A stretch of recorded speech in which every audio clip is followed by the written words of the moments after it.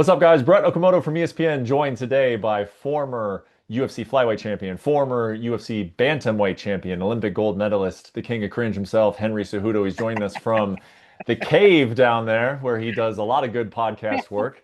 Not retired, still has a fight coming up before the end of the year. But I brought on Henry. I connected with Henry because the world of mixed martial arts is talking about eye pokes this Yeah. week, with Tom Aspinall's fight unfortunately ending in a no contest against Ciryl Gane. And Henry, you had a similar situation happen in February of this year. Yeah. Uh, Double eye poke, which is Yeah. what we saw at the Tom Aspinall fight. Main event. Yeah. Even the same referee, Jason Herzog, was the third man in the octagon on that night.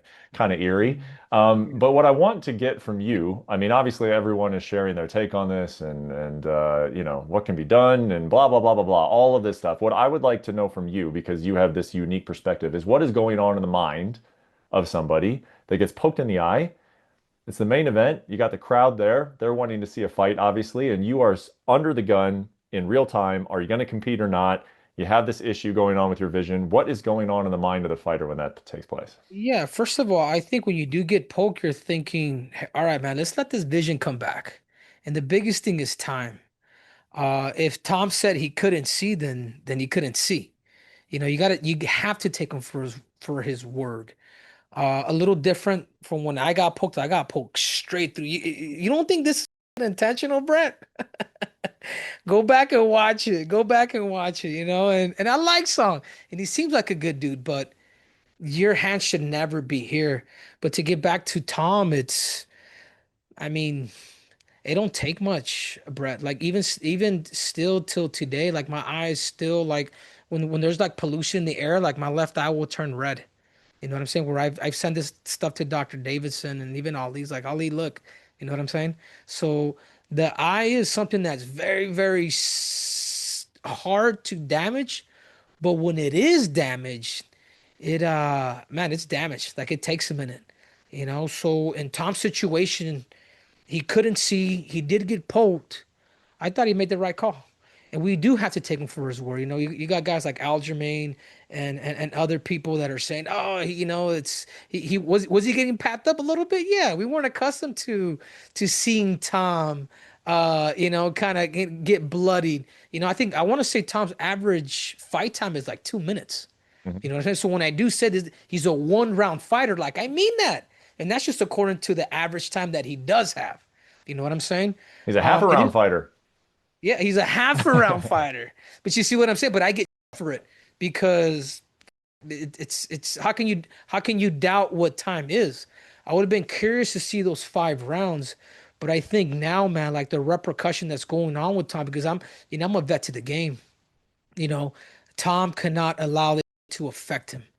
If he allows this stuff to affect him, he is not going to be the same fighter.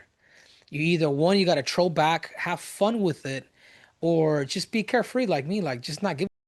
You know what I'm saying? Because at the end of the day, it's Tom's the only one that could actually feel what happened to him. So for my eye, to get back to my eye, it's not that I couldn't see, I was just seeing too many. You know what I'm saying? Hmm. And a real bad eye poke, and I learned this, dude, because I learned this going back into the mat like 2 weeks later. Like it's a concussion, man. It's a concussion when you go back and like you want to throw up because like the room is just spinning. You know what I'm saying? That's when you know it's a really bad eye poke. So it all depends on him. I would get a second opinion too, because a lot of these doctors, like you don't want to just go to a doctor's, oh, you're fine. Oh, it's just some bruising. Like, man, I went to one of the best doctors here and I wasn't like satisfied. Like, no, man, like, why is it that 2.5 months later I'm still seeing double when I lay down in bed, crown molding's falling, my TV is slanting down. Hmm. It only happens to the 0.001%. And Korean Zombie is a really good friend of mine. And I'll never forget it because I was just like, remember he was telling me like right before that Frankie Edgar fight, I was like, dude, I'm seeing double. And I'm like, what the hell? Like, that's weird. Hmm. And then when it happens to you, we're kind of able to relate. Like, if I look at this angle or if I look down, like I start seeing 3 feet. It's a trip. So it's almost like a phone. Like, how you damage a phone and you start seeing other things. That's kind of what it is.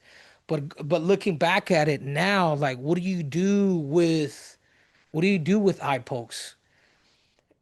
It happened to me and it happens to everybody. And the Nevada State Athletic Commission, they need to step up and say, automatic 1 point. Second time you do it, disqualifications. Like no more. Like no more. Like Brett.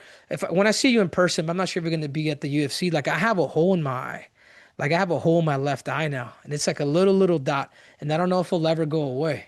You know what I'm saying? So What do you so mean you have a, what do you mean? You have a like hole in like your, there's a like it's, circle where I got poked when Song poked me that it hasn't gone away, and I'm not sure if it will ever go away. You know what I'm saying? So it's a battle scar.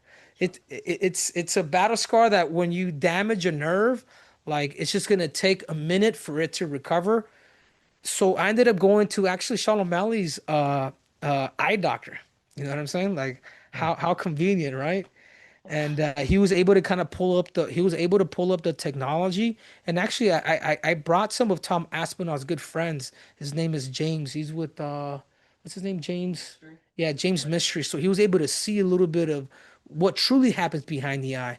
But this guy has all the gadgets. He's able to say, all right, this is what's causing you to see double, and he's legit able to pinpoint it. It's hmm. so cool, bro. It's so cool to see, like, get to know the eye. The eye's kind of like a world, bro. Like you see a little bit of the world, man, and you can see the damage on it. So if I'm also Tom, I'm probably looking at finding the best specialist to see, to see how long it's going to take in order for him to come back and compete. But what's your take on that, Brett? Am I talking too much, or is a 1 point and then the second time they do it a disqualification? Am I too hard? No, I don't think so. The issue with that, it goes back to something that I've complained about a lot, so I almost am hesitant to complain about it anymore just because it's just never going to change. But the scoring in MMA is all screwed up. And if you take a point in a three-round fight, you're taking away an entire period in a hockey game. You know what I mean? It's like it's significant to lose a point. So I guess I would throw that back to you is that like eye pokes will happen even between some of the most skilled I don't want to poke your eye. I don't want to poke your eye. I'm doing everything I can to not poke your eye. Like it still will happen, right? So to make it an automatic point when a point can be worth 33% of an outcome, it just makes it hard. And I think that's why you're seeing this culture where referees never take a point because you're just taking so much. It's like you could be taking two touchdowns away from a team almost, something like that. Because it's just like if it's significant and it's like you warn them right away and like they're out here and then it happens, you're like, I warned you, man. But it's just like it's tough to make it an automatic thing because of the way MMA is scored and that a point is worth so much. Yeah, but what's the alternative, Brett? Eye damage. Look at Bisbee. Hmm. Look at the Korean Zombie. Look at Betch Kohea. These dudes' vision is gone Hmm.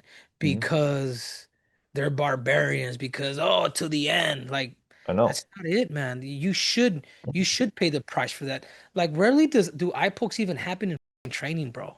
I was going Like to ask that. You don't hear about it in training much. you What don't. percent then do you think it's like intentional? Do you think there is some intent in it, or do you think guys are just getting really tired and so their technique lacks in the moment because it's like the fight itself? Why does it happen in a fight and not I think in the I training? just think it's a instinct. Like if you really think about it, it's an instinct that you have that like, oh, I'm not doing intentional, but I'm gonna come here or I'm gonna do this.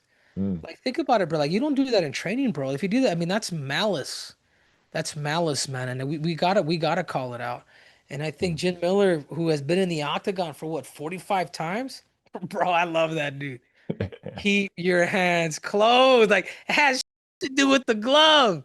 Like Yeah. it legit just has to do with you just closing your fist and not being near this face with your fingers here, because that's not right. Like anything here or here, like it should automatically. I just feel like there has to be there has to be a point deduction because we do get Warren in the back. Yeah. And you saw Jason Herzog, Warren start telling Tom in the back, and you saw him with me. We both got it on tape, but nothing is really done. So that being said, if you was to take a point rather than disqualifying the whole damn thing, Hmm. like Tom wins. It's a it's something where everybody needs to just suck it up and so be it. It's not even the balls. I mean, there's two things: the eyes and then getting hit in the in the balls, dude. The Hmm. two biggest things that I fear more than anything. Not even so much the balls, because dude, that can really make you weak. I mean, look at the Kevin Holland thing. But the eye. the eye, like that's just permanent damage, For dude. sure. For sure. And I there's been too many people, Brett, that have Mhm, lost their vision, and those are just some that I'm mentioning that I know of personally. mhm. I'm not talking about the guys that people don't even know of that fought in the UFC.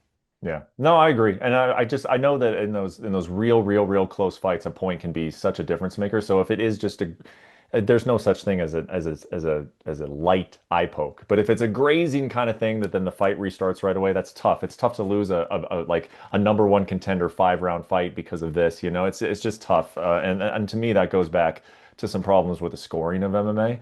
But I do want to ask you again, going back to kind of my first question, is that in the moment, are you thinking about much of that stuff? Are you thinking about like what's the score? Are you thinking about like, hey, these people paid? Are you thinking that like, hey, the mic is catching me on what I say? Or are you literally just thinking about like your health in that No, moment? I think for me, I'm just a competitor, bro. I'm thinking, all right, man, that's for me, dude. I competed so much, Brett, that I can give two what people think.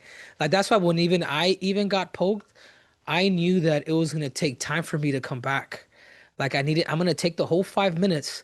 I'm not sure if Tom took the whole 5 minutes or he just said, oh, I can't see. But I wanted to take the whole 5 minutes because even when the Herzog would say, "Hey man," come like, "Hey, hold on, Hmm. hose up, bro." Like, no, I never been poked like this. Like, give me Yeah. my 5 minutes. Let me maybe lose the round, but let me run. I get an extra minute when I sit. So that's what's going through my mind. Hmm. Obviously, you hear the booing, the things like that. I can only tell you from my perspective, but sure, that could play a big role on you wanting to fight. And if Tom did feel like that, I think he made the right decision. He Hmm. made the right decision of, all right, man, I live to fight another day, whether whatever you want to call it. Because again, I go back and think Tom was getting, the better end of that stick. His lateral movements, the fact that he was stick and moving, he wasn't afraid of Tom. He wasn't afraid of that guy. We've never seen Tom Aspinall pass 1 round in the UFC. So it was something that would be new. And then now the odds will change. God's going to feel a lot more confident going into this fight. And I'd probably favor him now. I truly do. And I've said it before. It was the lateral movements prior to this fight that was going to make it a bit problematic for Tom to the point where he even attempted a takedown and didn't get it. Hmm. Those the things like that, man. Whatever you want to call it, Brett, Tom did the right thing. Yeah. Whether take a deep breath. I couldn't see. You fight another day. What do you think of I'm kind of putting you on the spot here, Henry. What do you think of Yeah, it's mosquito season. did you get it? Yeah. What did you think of Dana White's comments on Tom? Did you see him? What did he say? If you can't force, I mean, have you seen what he said about me? Like, dude, Yes. what he said about me, that's really what he's probably feeling about Tom. And I Mm. get it, man. Dana's a promoter, and with all due respect to Tom, I got like they went in here. It wasn't here. Like Mhm. I legit got, and it wasn't even the one that went in deep. It was a little pinky one that really got me, bro. I was like, oh man, it was like a little sword that jab. Yeah. But who's surprised, bro? Are you surprised? Like Dana's gonna be Dana, and it is what it is, bro. Like you don't think they think I out, Brett? Brett, I've done hundreds of combat sports. I beat Mariah's, bro, with one shoulder, man, sprained ankle, fought the Hmm. whole nine. But if they think that about me, who's accomplished everything, same goes for Tom. And it's unfortunate, but it's the fight game. But I still respect my promoter because at the end of the day, he's got a promoter. It's putting a chip on my shoulder, and it is what it is. Yep, yep. I mean, he's going to have a very particular lens through which he's seeing this. What's your take? What's your take on what Dana said? Let me put you on the spot, Brett. I mean, I think that it's now so ingrained in Dana, yeah, that it's like, hey, I think he probably could have fought, but I'm not him, but I think he could have fought, you know? I wish that Dana would kind of more be like, maybe take the side of his champion and be like, hey, that's a DQ, like you got to clean it up. It would have been nice to see that, but I've questioned Dana and a lot of things that he said, and then it ends up like he is a heck of a promoter. And I think in that moment, he's expressing a lot of frustration that a lot of people had. in watching the fight. So he's doing his job. Quite at the end of the day, Dana's got a job just like everybody else, and he's doing his job in that moment. I do would have preferred, of course, to have seen a little bit more respect towards Tom in that situation. But I mean, I like you said, I wasn't surprised by it, and that's not really technically Dana's job. Yeah, and this is the thing though too, Brett. Like even when I got poked, like my eye wasn't getting better, and then I kept seeing things on what Dana said about me. I was fuming, bro. I I was bet. raging, bro. I was just like walking around the room. It wasn't anybody else. It was him. You know what I'm saying? I was like, hold on, dude, hold on. Yeah. Yeah. So I ended up sending him a message. I was like, hey man, like what, like, you know what I'm saying? Like, dude, I put my life on the line for this. Come on, dude. Like, you Yeah. know what I'm saying? So that's something personal, and I'm over it, bro. Like I get Dana, man. I respect my boss on top of all that. So if I'm to give Tom Aspinall some advice, don't take it Mm. personal, man. For sure. Like don't take it personal because it's happened to Kamaru, it's happened to me, it's happened to every fighter that has fought with him, and his job is just to get back in there and win. And that's the best revenge possible. But it is what it is, bro. Like it's if his eye's still not good, I can tell you what's going on in his Of mind. course. He's gonna be fuming, man. Like he's gonna be fuming not from people, but from comments from the boss, man. Because that's what happened to me, and I Yeah. respect Dana. And again, I'm gonna say it again. I respect it. I respect Dana, but I also got to tell the truth, man. And I think that's why he respects me too. You sent that Like, to him in a text? yeah, I sent it to him on a text. I'm just like, all right, dude. Like I was talking to Ali. He's like, don't do it. And I waited. I waited so many days because I was just like I was still seeing double, dude. And I found peace within myself to say, like, all right, man, I'm gonna do this because I feel like it's right. And I also gotta give him a piece of what I feel, what happened to me. Yeah. And, I said a bunch of things, man, that, respectfully, I think it's like, Did you get a I mean, response? no, No response. I think he changed his number, which might be a good thing, Brett. Ali was, I think Ali, I was like, I think Ali said he changed his number, so I don't even have his number no more. But Ali gave you the number to his burner phone, so you were just texting Ali all that crazy stuff, man.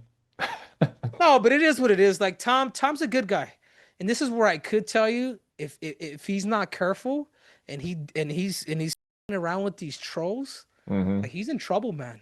Hmm. Because he might fight emotional, and now that we saw him kind of racy to get the knockout or to hit again, like his strategy is going to have to change. He's gonna have to now prepare for those 5 rounds.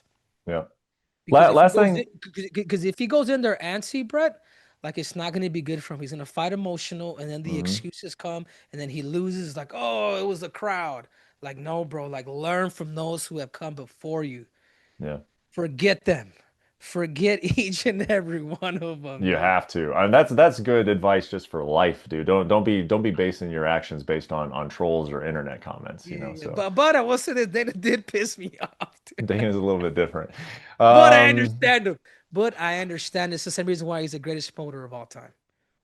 Last question, Henry, and then well, it kind of because I want to interview you about your own fight, but I don't want to take up all your time today. You got some other things going on, as you told me. But you talk about Tom and not letting the things get into his head, and that will impact his next fight. How about just getting poked in the eye? I mean, and you have to answer, so you can answer this for yourself and for him. If I was in there and I saw a guy and I've been poked in the eye to the point that I have a hole permanently in my eye now, as you describe it, and all of a Mhm. sudden my next opponent, I see this. That would make me not want to go in, Like, are you going to have to overcome that a little bit, or is that kind of the same thing you've been No, doing sort of your whole life with no. injuries At and this point, if it happens again, you just gotta close the eye and say, like, that's it, Brett. Like honestly, like that's the advice that I would give to myself and that I would give to Tom. Because it is what it is, man. It is the fight game, and accidents do happen, whether it was malicious or done like that. But you just have to, man. Because in the second time, and then it's probably just whatever. Because now you know a little bit of what happens, and you can fight with one eye. I mean, Bisping's proven it. You know what I'm hmm. saying? You just got to go in there and then you just got to be a soldier. You know what I'm saying? Like if it happens again, close the eye that's hurt and just fight with one and just that's it because it's better for you to in my situation I was able to see three and then for Tom he couldn't see anything so it's better to just close it and just go. Like that's it. And that's if it happens to me, you'll see that coming from me, dude. I'm closing an eye and I'm going, dude. I'm gonna go for broke. Damn. Yeah. Not me. Is I'm that going too like hard, this. Brett? I'm Is going that too down. hard, I'm going Brett? down and waving this off, dude. That's what I'm doing. No, because then you know, because then it's almost like it's a scar that you're already familiar with. That kind of like it you know it it popped your cherry, dude. You know what I'm saying? To where like you know I now, suppose. like yeah, you know now what it feels like, and you know how to work through it. Hmm. I couldn't think of another reference unless you can think of another one. It's the king of cringe, right? The king of cringe. Yeah, he always delivers, man. I cringed a few times during this interview, but I enjoyed it, bro. I hope you get that mosquito problem under control. Get hydrated. Enjoy the rest of your day. I appreciate the time, Henry. And I'll see you for the last one in December, Yeah. man. Yeah, last dance, Brett. I'm excited, bro. My last fight. It's gonna be good, man. I think Payne's an up and coming fighter. I love the fact that the pressure's on the new generations versus the old, I guess you could call it. Yeah. It's cool, man. I'm ready. I'm excited too for this being my last fight and just do a lot with my life, dude. I think there's so much, Brett, that I could do for the MMA community. So even after like I'm done fighting, like I want to help out legends. I want to help out legends, people who to make them understand branding, marketing, like there's a Hmm. lot of guys that probably are at the gym, but that's not necessarily what they love doing.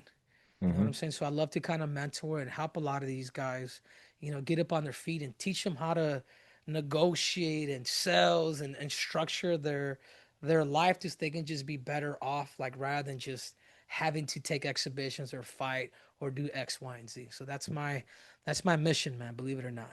I love that, dude, and the sport needs it. The sport needs it. So, we'll talk to you again before the fight. Best of luck in camp. I imagine it's kind of already starting, but best of luck in camp. Get through it healthy, and yeah, we'll talk again before the last one. For sure. Thanks again, Brett. See you, my man. All right, bro. Take care.